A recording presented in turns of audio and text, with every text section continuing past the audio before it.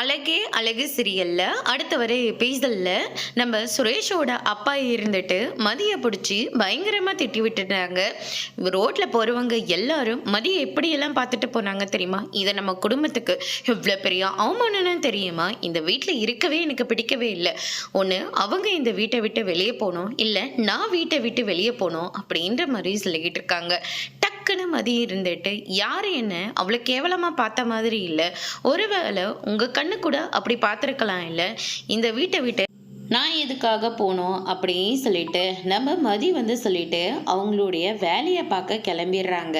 அதுக்கடுத்துதா ஆமாம் உனக்கு காலேஜில் எவ்வளோ சம்பளம் தராங்க அப்படின்னு சொல்லிட்டு நம்ம சுரேஷோட அம்மா கேட்ட உடனே மதி இருந்துட்டு எனக்கு 20,000 ரூபாய் தராங்க அப்படின்ற மாதிரி சொல்கிறாங்க. இன்னும் பர்மனெண்ட் ஆகலை, அதிகமாக தருவாங்க பர்மனெண்ட் ஆயிடுச்சுன்னா அப்படின்ற மாதிரி சொன்ன உடனே என் சுரேஷ் வாங்குற சம்பளத்தோட நீ கம்மியாக தான் வாங்குற, அதே மாதிரி பாக்கியராஜும் பேங்க்கில் உட்காந்துக்கிட்டு தான் இருக்கான், அவன் எவ்வளோ சம்பளம் வாங்குறான் தெரியுமா உனக்கு?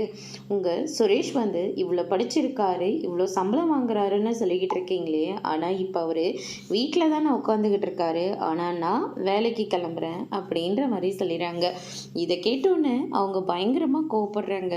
மதியம் கெத்தா சொல்லிட்டு அவங்க பாட்டு கிளம்பி போயிடுறாங்க. மலர் ஒரு பக்கம் ஐயோ நமக்கு இப்படி பேச வர மாட்டேங்குதே, அதுங்க மட்டும்தான் இருக்கு, பேச முடியல அப்படின்னு சொல்லிட்டு ரொம்பவே வருத்தத்தோடு இருக்காங்க.